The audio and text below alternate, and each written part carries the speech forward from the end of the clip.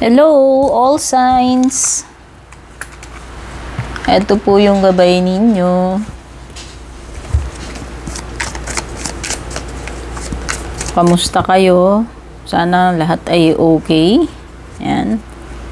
Regarding personal readings, guys, basahin nyo na lang yung description nitong ating video. Shoutout sa ating mga members and subscribers. Yan. Naka-flex po yung mga names ninyo somewhere dito sa ating video.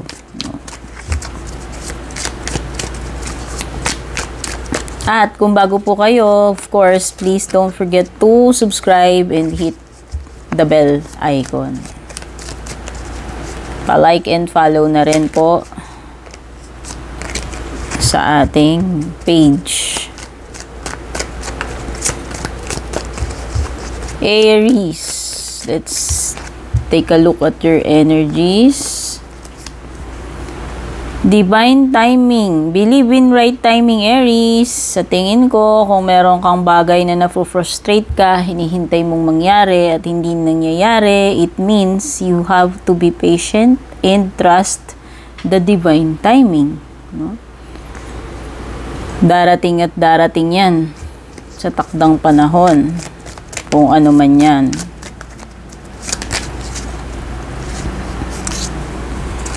Meron ka ditong single. Oh, so siguro yung iba sa inyo ay currently available. Ayan, single. Oh, naghahanap ng aplikante kay Aries. Yung mga interested mag-apply daw. Threatened. Oh. Are you feeling threatened right now, Aries? Kasi parang may mga ganitong, yan, may energy na lumalabas dito. Baka you feel threatened by someone or maybe you are feeling threatened by circumstances. No? So, hindi lang naman tao yung usually threat sa atin. Pwede rin namang ibang bagay. Baka lang ganyan yung feeling mo right now or talagang nakaka-experience ka ng mga threats right now or recently. Meron ka rin ditong reminiscing. Memories returning. Ay, okay. Pwedeng ikaw yan, feeling nostalgic, Aries. Nostalgic about the past. Pwedeng past person or kung ano mang memory yung tinutukoy dito about your past. Wala namang specific na sinabi dyan kung about jowa or etc. Basta meron lang mga ala-ala memories. Pero parang feeling ko parang itong past na ito na mga memories na ito na returning, pwedeng yun yung nakaka-threaten sa inyo right now. Feeling ko lang related. No, merong something na bumabalik and feeling mo baka uneasy ka tungkol doon or nagkakaroon ka ng worrying or fear na pwedeng yan, may manumbalik na mga bagay from the past na nangyari na in the past pala. Okay?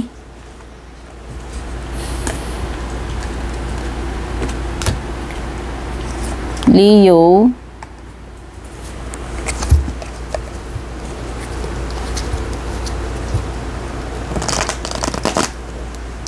mahirap pala sa akin, Leo. Please bear with me. Dalawang deck po kasi ito pinagsama ko.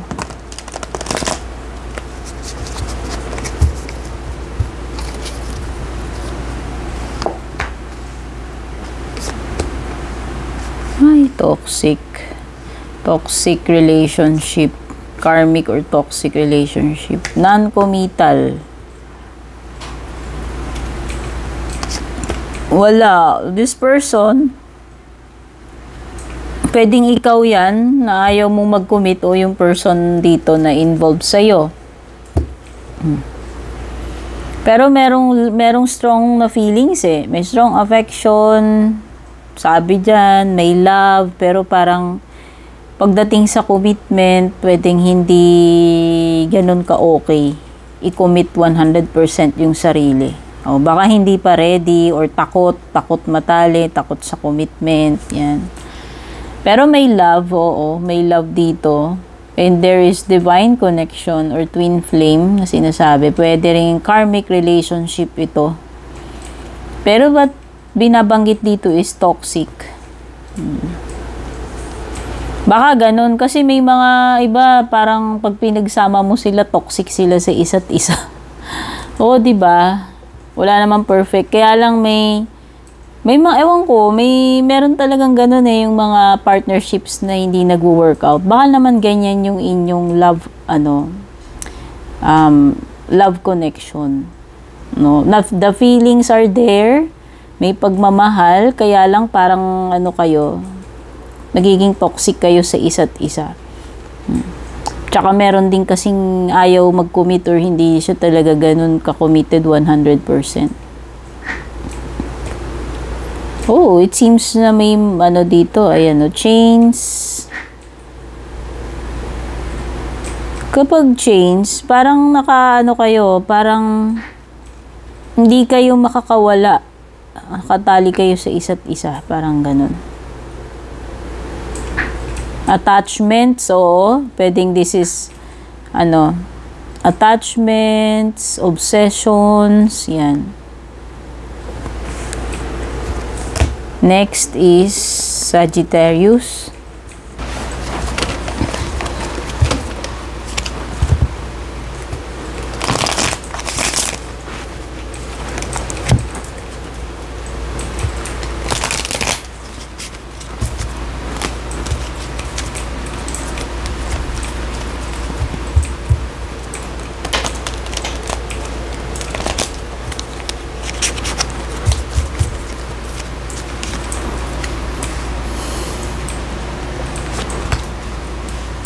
Not showing true self or someone who's wearing a mask, ayan, pretending, or yun na nga, ewan ko, hindi truthful, pwedeng may tinatago siya sa sarili niya, yan yung mga ibig sabihin pag may nakamask. Something related sa bahay, family or marriage, no, may home dito. O, yung iba naghahanap sa inyo, hindi ko alam kung ano tong hinahanap ninyo. O, baka iba naghahanap ng job. Yung iba naghahanap ng bagong tirahan, lilipatan. Or yung iba naghahanap ng romance, connection. Kasi may dating dito. Ayan, possible na makahanap na kayo ng bagong relationship or person. Kasi meron ditong meeting someone new. Pwedeng, yan, especially kung wala kayong jowa ngayon, yan, baka may makilala kayo at pwedeng mauwi sa dating or pwedeng currently dating kayo nito, getting to know each other, bago pa lang yung connection ninyo. Okay. Tapos meron ka rin ditong Verge. Wow, mukhang meron kang malapit ng matuklasan dito. Basta, ayan, may revelation or someone about to confess, magsalita na, magsabi na, or umamin. Hindi ko alam kung sino tong person wearing a mask, pero kung yan ay ibang tao, you need to be vigilant, maging careful ka kasi pwedeng hindi niya sinasabi lahat-lahat sa'yo. Hindi siya transparent. May mga tinatago.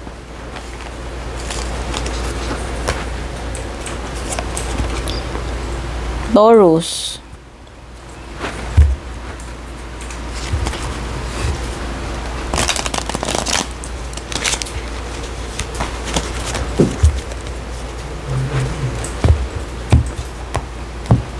Mahirap balasahin. Pinaghalo. Magkaiba kasing card stock. Tapos, dalawang deck.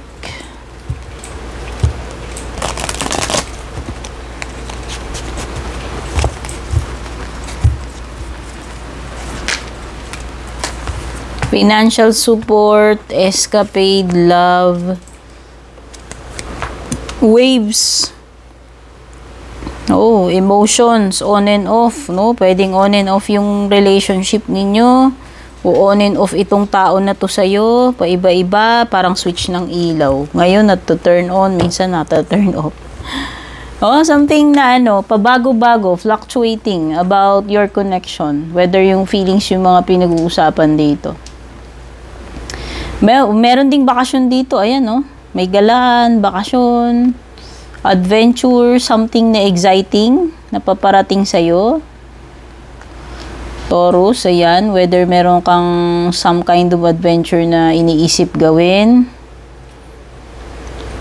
Okay, meron din ditong nagpipretend. Living beyond means. Pag sinabi nating living beyond means, halimbawa, hindi naman talaga niya afford yung lifestyle na yon. Pero kunwari yun yung pinoproject niya na marami siyang kadatungan or social siya, yan. Pwedeng someone who is a social climber. Or pwede rin naman na nagpipretend siya in other ways na halimbawa, nagpipretend siya na siya ay okay, pero ang totoo nun, deep inside, broken or problematic siya. Pwedeng ganyan. All kinds of, pretending or parang putting on a show. Tapos, meron ka ring financial support. Ayan, baka naman yung iba related sa anak. Baka yung iba, pwedeng this is may kinalaman sa halimbawa, couple na may anak kayo, tapos hindi na kayo no longer together, pero para lang sa bata yung teamwork ninyo yan. So, pwedeng either umaapela ka for child support or talagang sinusuportahan naman nung isa yung anak ninyo. So, pwedeng yan. Whether you are solo parent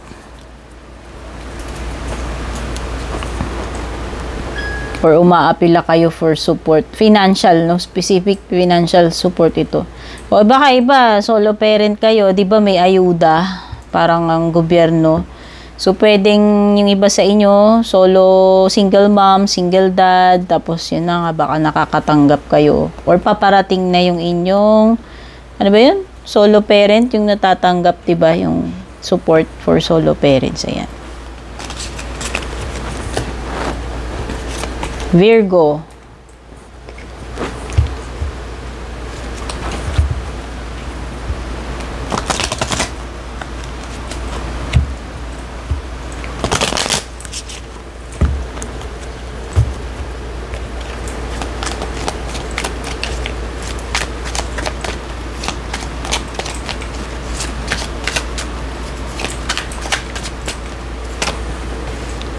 On the table,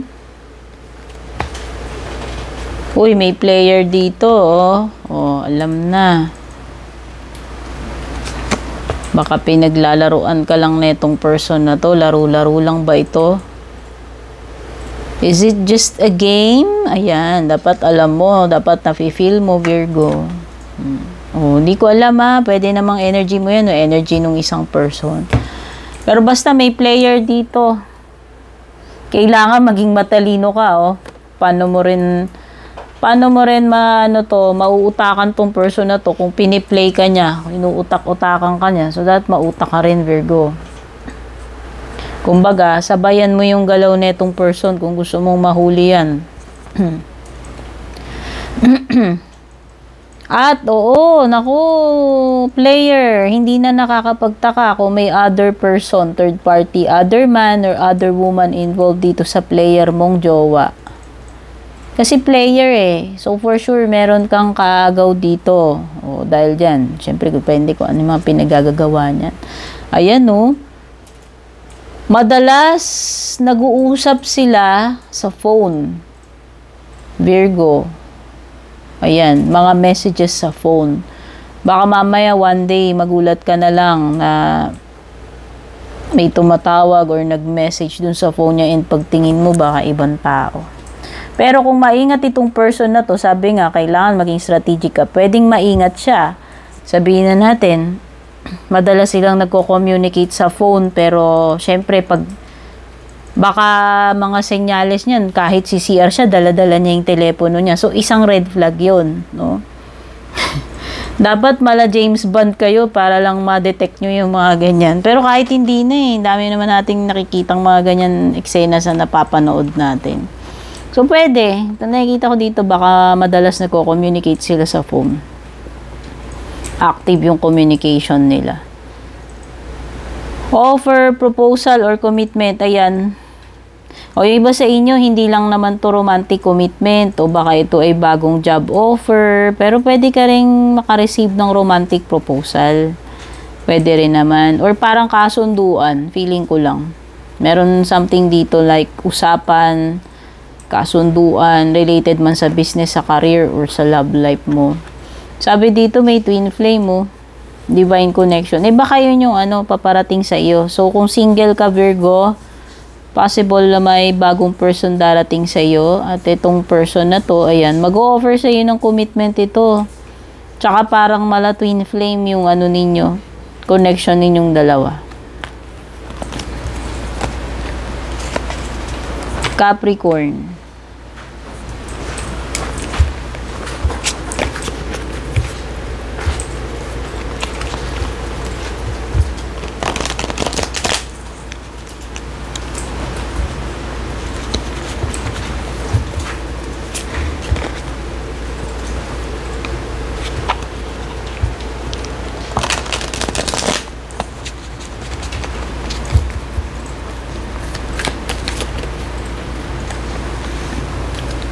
Ay, naku.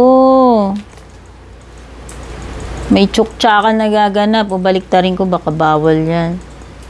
May tsuktsakan dito, Capricorn. Ano ba yan? Tsuktsakan na naman. Patingin. Ayan, oo. Ayan. May nagaganap. May tsuktsakan blues. Na nagaganap or magaganap. Pwede. Oo.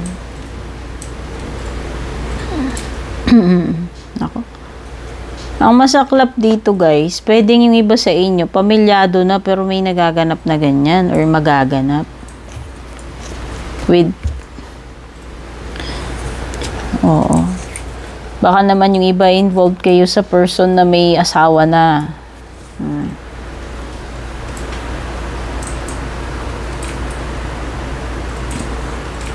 Yung iba dito pwedeng na hit and run. O, may nangyari sa inyo, tas bigla na lang kayong ginoghost ngayon. Or bigla na lang manggo-ghost, no? Kung mangyayari pa lang, no? Hindi ko kontrolado, pwedeng present or future energies yung nasasagap natin dito. Oo, kasi ayan, meron talagang intimacy. Kasi ayan, may physical may tsuktsakan dito lumitaw Kaya nga lang, pwedeng yung iba sa inyo, baka single kayo, pero yung person is married, or may pamilya, may asawa, anak na yan. Para naman dun sa iba na married na, this is just, parang mas fiery, mas hot or spicy ngayon, mas physical kayo ngayong mag-asawa. Oo. At mag-ingat kayo na majontis, kung wala kayong plano majontis, mapregi. Kasi para kayong nag-honeymoon uli, nakikita ko, ayan plenty of physical activity. Very, very hot, masyadong intimate kayo nitong asawa mo, partner mo, para sa mga mag-aasawa dyan or mag-jowa. Tsaka parang kayo na-renew, parang nag-honeymoon uli. Merong something na parang nanumbalik sa inyo mag-asawa na bumalik yung spice, yung init. Parang nagsisimula kayo ulit excuse me. Pero yung mga single dito, ayan, possible na may ghosting na nagaganap or magaganap para sa inyo. Despite sa mga physical na nangyari.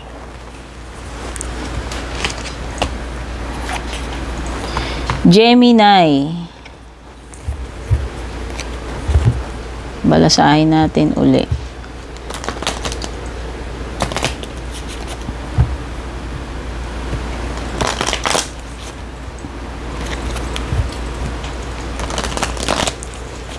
Ayan. Ang hirap balasahin.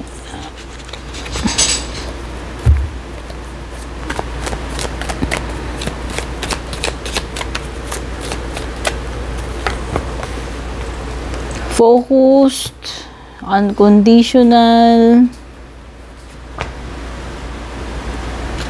intervention,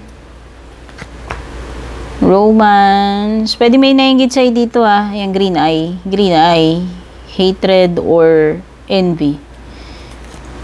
Nanggigigil yan dahil naiinggit sa'yo. Baka meron kang something na wala sa kanya kaya ganun siya kasuklam sa'yo. Ganun yung inggit niya.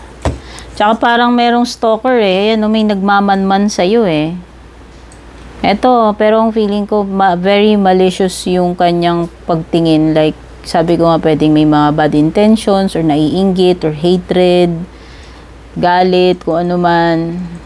Green-eyed monster, ayan. Someone who is watching or spying on you. Merong person na kailangan ng tulong or divine intervention, whether ikaw yan or someone you know or a loved one. Kailangan ito ng tulong. Tapos, wow! So, kung yung iba, if you're in a romantic relationship, ang ganda.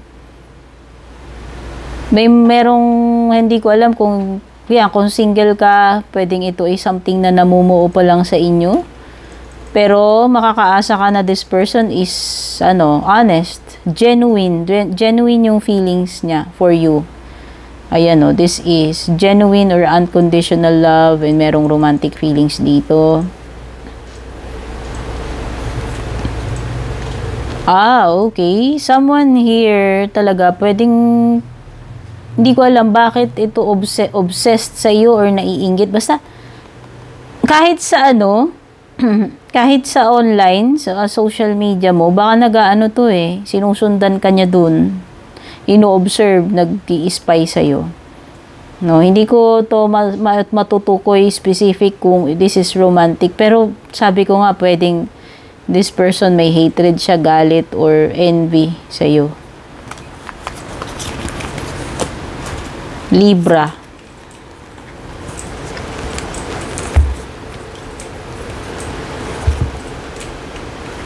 Balasa muna tayo uli, Libra, para maganda. Yung mga cards ay na-mix ng mabuti. Kapal kasi masyado kaya nahirapan ako magbalasa, guys. Trying my best. Ayan.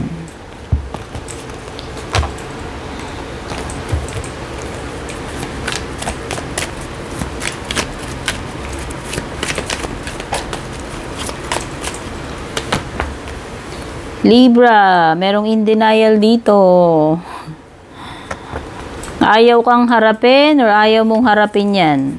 Is it a situation or is it a person you keep trying to avoid? Or is it you denying the fact that something is going on pero yun na nga, pwedeng hindi matanggap. Yan. Someone, meron din dito na someone na mahilig mag-deny, umiwas, nag-aalibay, nagpapalusot, ang daming paliwanag, ang daming alibis. Access granted. Oo. So, be careful sino tong mga binibigyan mo ng access sa mga private info mo, Libra. Ayan, whether sa social media man yan or sa ibang bagay. Be careful, no? So, to keep privacy. Hindi lang yun. Baka mag-ingat sa mga issues or matters relating sa mga yung may mga makukuha silang information sa iyo, like hackers or yung mga taong scammer, yung mga tao na gustong magkaroon ng access sa iyo, whether sa internet yan, sa social media, or kahit yung pribadong mga impormasyon mo. Basta you need to protect your privacy, tsaka yung mga personal info. Basta, protektahan mo yung sarili mo dito, Libra. Pati rin sa mga taong pinagkakatiwalaan mo, yung mga pinagsasabihan mo. Yan, mag-ingat ka sa mga ganyan. Lockbox closed in, trapped, frustrated. Oh. So, some of you, maybe you're frustrated sa nangyayari ngayon sa sarili mo, whether nakaka-frustrate ba yung career mo sa ngayon, nakaka-frustrate ba yung pinansyal, nakaka-frustrate ba yung sitwasyon with your family, or nakaka-frustrate ba yung relationship mo with your jowa, hindi ko alam. Basta merong something na nakaka-frustrate at saka parang wala kang magawa, hindi ka makaalis dun sa ganong situation.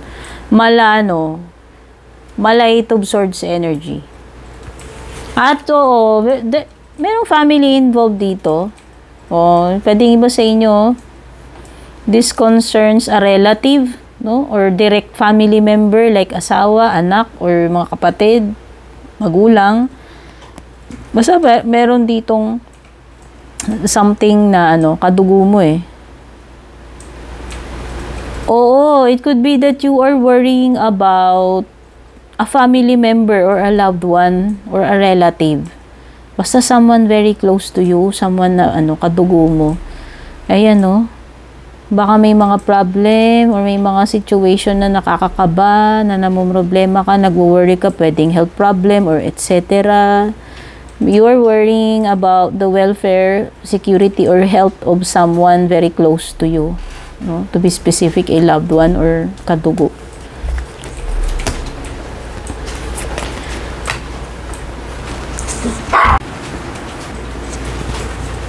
Yan, ikaw na, Aquarius.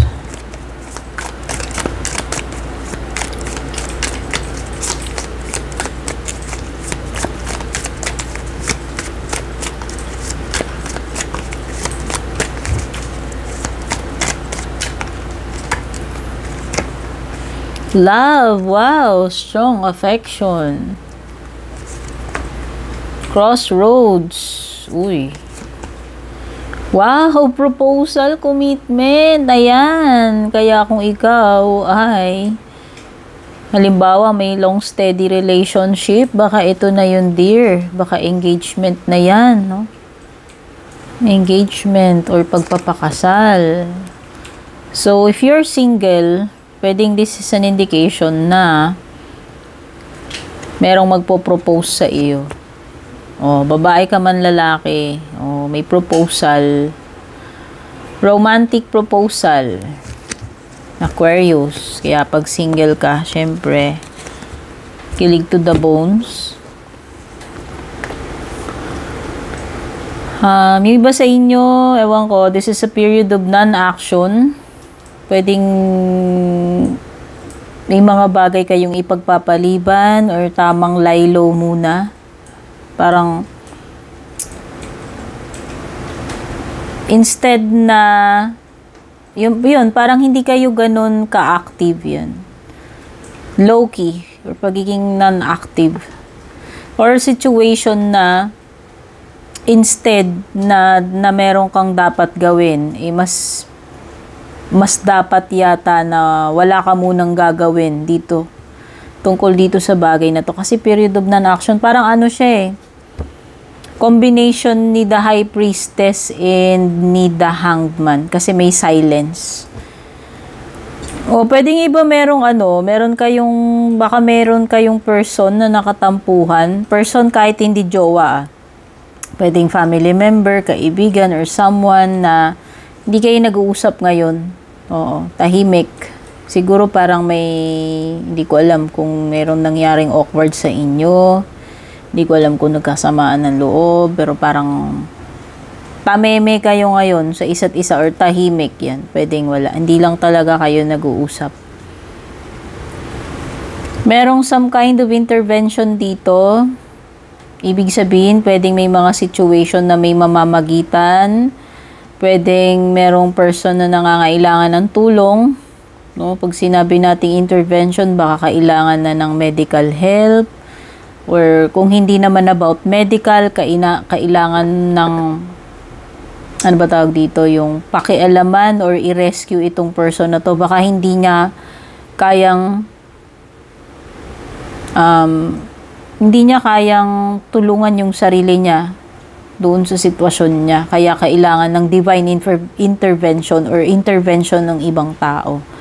Kumbaga, meron ng tao na dapat na mangialam doon sa kalagayan niya kasi nga hindi niya nakaya yung sarili niya. Okay? So, pwedeng rescue. Kung if not, yung mga tao naman ang magi-intervene, pwedeng yun na nga, divine intervention. Pag sinabi nating divine, syempre galing sa divine. Yan, pwedeng iba, yan, ganun. Kailangan ng divine intervention dun sa situation ninyo or someone close to you.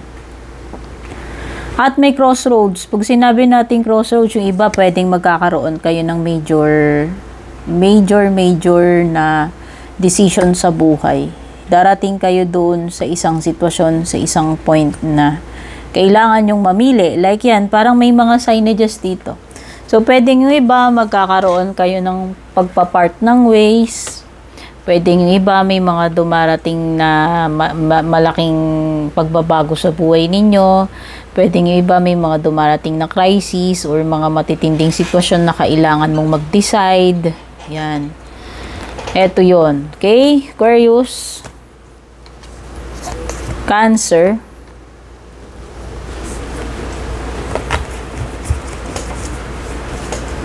Balasahin muna natin Cancer kasi para maganda yung pagkakamix ng mga cards. Nahihirapan kasi ako dahil hindi bagay yung dalawang card. Pinagsama ko kasi ito eh. Nahihirap silang mag-blend. Pero gusto ko yung sama-sama sila.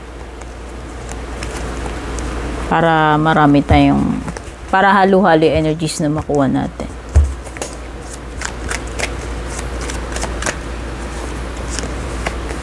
Negotiator, cleansing. Uy, may ahas. Nagulat ako dun sa ahas. Ayoko talaga ng snake, guys. Kahit dun sa mga National Geographic, kahit saan ako makakita. Minsan sa mga reels, may mga nakikita akong ganyan. May phobia ako sa ahas. Negotiator, cleansing, shapeshifter, mimicking. Uy, merong dito, kopyador, Cancer. Mukhang merong person na kinokopya ka. Baka fan mo ito. Sobrang niya sa'yo, ginagaya niya lahat sa'yo. Oh. Kulang na lang maging ikaw siya. O baka naman ikaw ay sikat sa social media. Aba, may YouTube channel ka or Facebook page or may TikTok ka, Instagram. Basta parang itong person na to, ginagaya niya lahat ng ginagawa mo. Minimimik ka nga, ayan, no. Basta kung sino man to, gaya-gaya po tumaya, pero huwag kang mag-alala, Cancer. Ibig sabihin, pag ginagaya ka, no, mas ahead ka sa kanya. Kasi wala siyang originality. Bakit kanya kokopyahin? Hindi na lang siya gumawa ng sarili niyang content, kung content yan. O baka naman talagang idol ka lang niya, kaya kanya kinokopya, ginagaya. Kaya lang syempre, hindi magiging number 1 yung nangungopya kasi hindi talaga siya yung urig. Kumbaga, ini-imitate lang niya eh. 'Di ba? So, dapat ka pa nga ma-flatter kung ginagaya ka nitong person na to. Pero, halimbawa na content creator ka, tas ninanakaw niya yung mga content mo, dun lang nakakagigil. Kasi minsan, di ba, yung iba, sila na nga yung nangungopya ng content ng iba, tapos sila parang naagaw pa yung, parang patent, syempre, halimbawa may idea ka, pero natunugan nung iba, then ginaya nila yung kinopya nila, tas nauna nilang i-release. Parang lumilitaw pa ngayon na ikaw pa ngayon yung kopyador. Yun lang yung nakakagigil dun. Pero huwag kang mag-alala, Cancer, kasi kung ginagawa nila yan sa'yo, hindi naman ikaw ang makakarma, so wala kang dapat ikatakot. Kaya lang, nakakainis lang na sa'yo unang nanggaling yung idea, tapos kinopya nila, nilakaw pa nila. Yun lang yung masaklap dun, besh. No? So, yan, pwede rin may ahas dito. So, alam nyo naman kung ano ibig sabihin ng ahas. O, ibig sabihin ng ahas, pwedeng may temptation or pwedeng may tatraidor sa'yo, pwedeng may mga agaw ng jowa or mga agaw ng, yun nga, blank, blank, blank, etc. Pwedeng inaagaw yung content mo, yung idea mo. Basta merong something na inaagaw sa'yo at may kopyador, may traidor. Merong bantay sa lakay. Ayan. Tapos, meron ka ditong some kind of spiritual awakening. Ayan. Merong ascension. Uy, ang ganda nito. High level to, no? So, parang may kakaiba sa'yo. Parang kang nagtatransform. Parang mas lumalalim yung... Mas nagiging enlightened ka spiritually. Ayan. This is wisdom. This is enlightenment. Spiritual leveling up. Tapos, pwede nga iba sa inyo, single parent kayo. Ayan, syempre. Ang hirap ng single parent, lalo na kung yung other parent involved is hindi nila ginagawa yung role nila or hindi nila binibigay yung sustento, support, no? So, being a single parent, marami kang responsibilities. So, pwedeng mas inuuna mo yung mga yan. Bago yung mga happy-happy, bago yung sarili mo, or bago yung love life mo.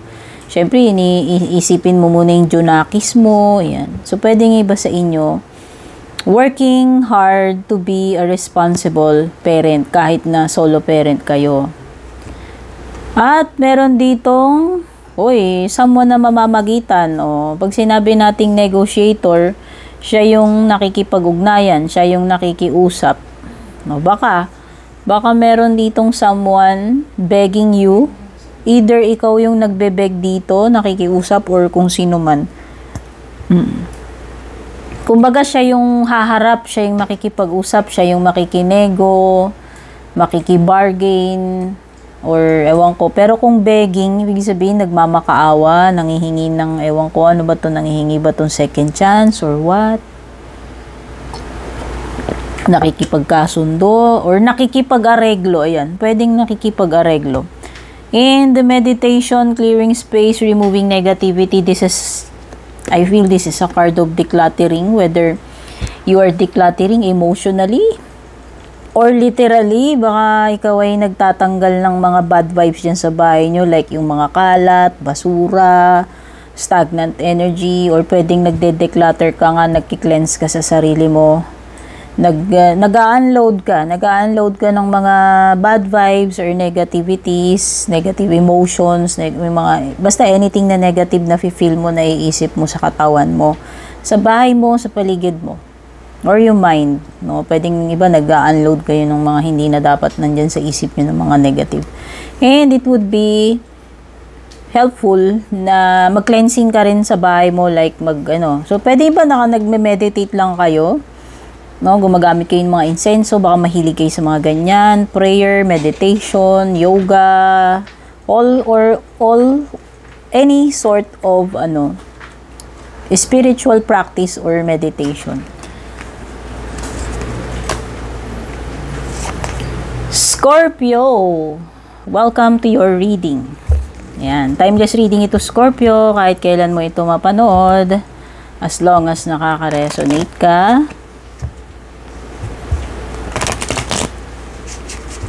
At pwede mo ring panoorin yung Sun, Moon, Rising, Venus signs mo. Maraming signs dito. Magpalipat-lipat ka lang. At Cross Watcher, welcome din.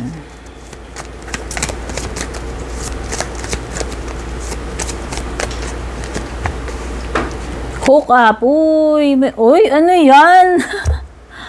Tingnan yung mga pictures dito. Scorpio. Ano ba to? Scorpio Knights. My God. Scorpio Knights na Scorpio Knights ang datingan netong mga cards mo, ha. Talaga naman. Umuusok. Nagpapawis. Ang bongga na naman. Ang bongga. Nung nakaraan na naggabay ako, may bongga na naman eh. Ito, dito bongga si Scorpio. Tsaka may iba pang sign kanina. Bongga. Uy, pero wag ka. Di bali na kahit na may mga nangyayaring Scorpio Knights or magaganap na Scorpio Knights sa inyo nitong person mo, mukhang naman, legit naman. Mukhang legit naman yung nararamdaman. So, hindi lang sabihin natin na tsorbahan lang, tsuktsakan lang yung nagaganap. Meron namang deeper level ng connection dito. O, di ba? So, okay na yan. Yun nga lang kasi pwedeng nagkataon na nagsimula kayo sa ganyan, no? Baka kasi may nangyari agad at first, no? Parang yung simula ninyo is something unexpected, biglaan na lang. Pero meron din kasi talagang magnetic attraction towards you and this person. Tsaka meron ding love. Feeling ko lang, may feelings naman to. Hindi lang siya about tsorbahan and tsuktsakan lang. So, yun naman yung importante. Kasi masagwa, no? Masagwa naman, guys, kung puro ganituhan lang at walang love. Pero nakikita ko dito, pwedeng merong nakaka-feel ng unconditional or seryosong feelings sa inyong dalawa. Drastic, oh, extreme. Okay. Pwedeng naging impulsive kayo or naging impulsive ka or iwasan mo na maging padalos-dalos, Scorpio. Kasi pwedeng this is a warning sign. Oo. Or wag ka masyadong maging extreme. Pag sinabi nating extreme, sobra-sobra about something. No? Pwedeng sa romantic, pwedeng sa ibang bagay. Wala namang general reading ito. So, kung saan nag-a-apply sa iyo to. At meron ditong ika-cut off. Baka meron kayong mga balak i-cut off sa buhay ninyo. Pwedeng mga tao yan. So, pwede rin namang hindi tao yung ika-cut off ninyo. Tatapusin nyo, puputulin nyo na ano. Or baka iba, merong something about cut off. Mahabol sa deadline, no? Baka may deadline, something. At merong pwedeng may kinalaman sa sasakyan, o ayan. Whether kung ano man itong cut off na to. O baka may cut-off ng, hindi ko alam eh, basta related sa deadline cut-off, tsaka pwedeng may related sa sasakyan. Or travel, hindi ko alam. At, yung iba dito, meron bang masakit ngayon sa katawan ninyo? Baka iba nakakaranas kayo dito ng pain? Meron ba kayong mga rayuma? Or meron bang something na masakit sa katawan ninyo? Ayan. Yun lang yung unang pumasok sa isip ko. Pero pwedeng yung iba, merong something sa buhay nyo na nahihirapan kayo right now or nakakaranas kayo ng pain or suffering. Ayan. Pwedeng iba, may nararanasan kayong ganun. Kahit hindi siya related sa health. Ayan. Lipat na tayo. Last but not least, I see Pisces. Inom tayo Pisces, milk tea. Cheers! Sa wakas, narating na natin yung Pisces. Balasahin ko muna ito, Pisces, na kaya naman sa'yo na hindi ko na-mix ng maayos. At pagpasensyaan mo na dahil ito ay dalawang deck na pinagsama ko, kaya medyo hirap akong balasahin. Pero, ayan, babalasahin natin para sa'yo. Para fresh.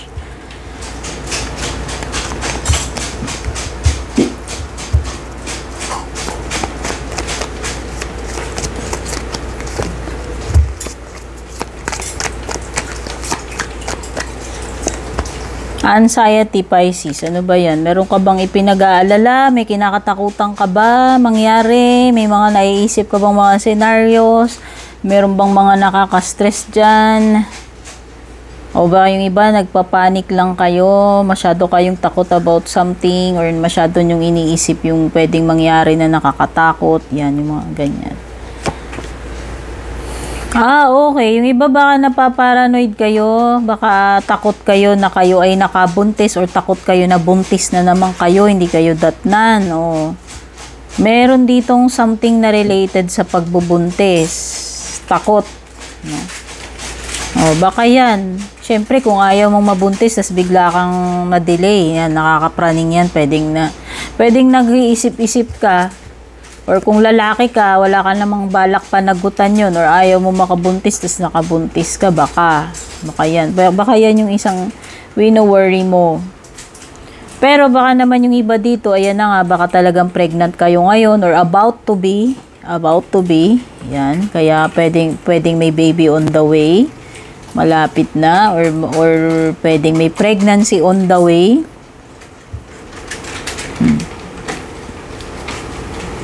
Yung iba, kung natatakot kayo maka-pregnant, mag-ingat kayo, baka kayo mapikot dito. May some kind of entrapment dito related yung pregnancy tsaka yung fear na makabuntis. So, kung ayaw nyo ng mga ganyang pananagutan, dapat naging maingat kayo. Pero meron ngang energy ako na detect na ganyan. At merong energy ng lalaki dito. Strong energy ng lalaki. Or someone who is forceful, someone who is an initiator. Someone na sa kanya manggagaling. Siya yung mauuna, no? Siya yung mag-i-initiate. Or someone who is very... Ano ba tawag dito? Kumbaga, the opposite of ano, opposite ng passive, opposite ng introvert. Ayan. Hamster wheel, or pwedeng may kinalaman sa fatherhood or responsibilities as a head of the family. Ayan. Being the male figure or father figure, basta masculine energy. Tapos meron ka ditong hustle, surviving. Ayan, huwag kang mag-alala. Ayan, pwedeng you are struggling pagdating sa financial, pero makakaraos. Yun yung nafe-feel ko dito sa card na to. As long as masipag ka, madiskarte ka, Pisces, magagawan mo ng paraan, mabayaran yung mga bills, no? So, ibig sabihin, ikaw ay grind ng grind. Trabaho ng trabaho, kayod ng kayod. And nakikita ko naman na, you will survive. Kasi nga, ikaw ay masipag. At ikaw ay patuloy sa iyong pagkayod. Meron talagang fierce dito, Pisces. Strong energy ng fierce. Hindi ko alam. Pero kung may mga nararanasan ka na ganito, makakatulong, Pisces, kung ito ay sasabihin mo sa ibang tao. Oo. Hindi